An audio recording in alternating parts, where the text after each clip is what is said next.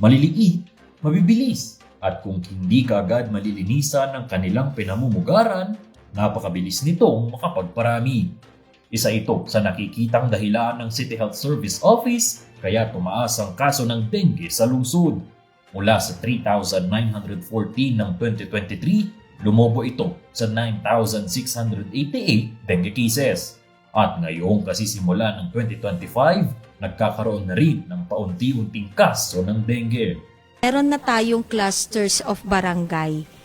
Nasa unang linggo pa lang tayo ng January. Noong nakaraang taon din nakapagtala ng 19 deaths. Ang pinakabata dito ay 1 taong gulang at 70 taong gulang naman ang pinakamatanda. Kaya paalala sa publiko na magpa-check up kaagad kapag nakararanas ng ilang araw na lagnat, panakit ng ulo, pagsusuka, kawalan ng gana kumain at pagdurugo ng ilong o gilagid.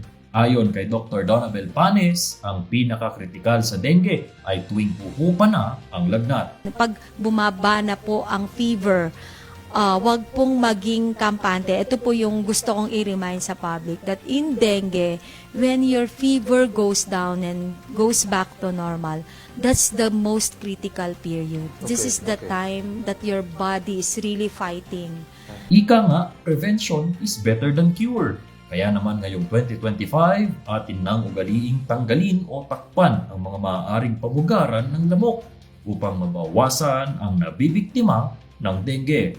As early as now po, let's not put our guards down dahil hindi po natutulog ang lamok. It's a year-round disease. Dengue is a year-round disease. Nico Gatchalian para sa PIO Baguio Balita.